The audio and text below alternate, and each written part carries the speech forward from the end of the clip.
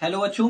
तो जैसा कि कल हमने सीखा था पार्ट 2 में बैलेंसिंग ऑफ केमिकल इक्वेशन, आज हम आपके लिए लेकर आ चुके हैं types of chemical reaction. Types of chemical reaction की बाद में बात करेंगे, पहले कुछ दो इंपोर्टेंट रिएक्शंस को देख लेते हैं, एक्सोथर्मिक रिएक्शन और एंडोथर्मिक रिएक्शन। ठीक है, तो आपके सामने दो रिएक्शंस लिखी हुई हैं, एक्सोथर्मिक और एंडोथर्मिक। ठीक है, तो एक्सोथर्मिक रिएक्शंस कौन सी होती हैं? तो ऐसी रिएक्शन जिसमें एनर्जी क्या होती है, रिलीज होती है in the form of heat. So those reactions in which energy is released in the form of heat is known as exothermic reaction। तो ऐसी रिएक्शन बेटा जिनमें एनर्जी क्या होती है, रिलीज होती है, किस फॉर्म में? हीट की फॉर्म में। सिंपल, उस रिएक्शन को हम यहां पर कहेंगे एक्सोथर्मिक रिएक्शन। क्लियर है?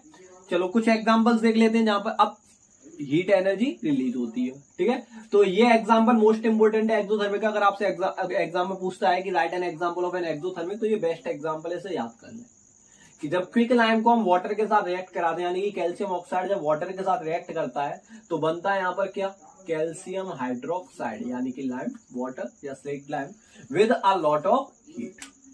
ठीक है, तो विगरेसली का मतलब होता है तेजी से रिएक्ट करता है कैल्शियम ऑक्साइड वाटर। कल ही देखिए ना, पानी में डाल दो तो कैसे रिएक्ट करती है, विगरसली रिएक्ट करती है। ठीक है, तो कैल्शियम ऑक्साइड यहाँ पर विगरसली रिएक्ट करेगा वाटर के साथ, यानी तेजी से रिएक्ट करेगा वाटर के साथ और बनाएगा calcium hydroxide with a lot of heat. और हीट को हम दिखाते हैं हमेशा एक्सोथर्मिक रिएक्शन के अंदर कहां पर, प्रोडक्ट साइड पे। तो this is an example of exothermic reaction. वैसे यही एक्सोथर्मिक नहीं है, जितनी भी कंबशन रिएक्शन जानते हैं, जब भी हम किसी भी चीज को बर्न करते हैं in the presence of air, तो उस रिएक्शन को हम कहते हैं कंबशन रिएक्शन। तो जितनी भी कंबशन रिएक्शन है आपकी, वो सब आपकी एक्सोथर्मिक है।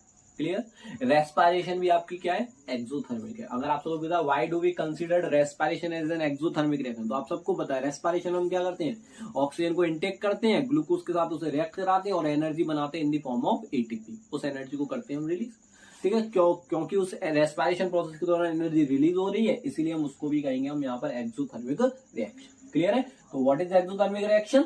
Those reactions in which energy is released in the form of heat is known as exothermic reaction. This is an example. Just opposite होती है एंडोथर्मिक रिएक्शन। एक्सोथर्मिक में क्या हो रहा था, हीट रिलीज हो रही थी। एंडोथर्मिक में क्या होता है, हीट एब्जॉर्ब होती है। समझ में आ रहा है कि नहीं आ रहा? तो those reactions in which energy is absorbed is known as endothermic reaction.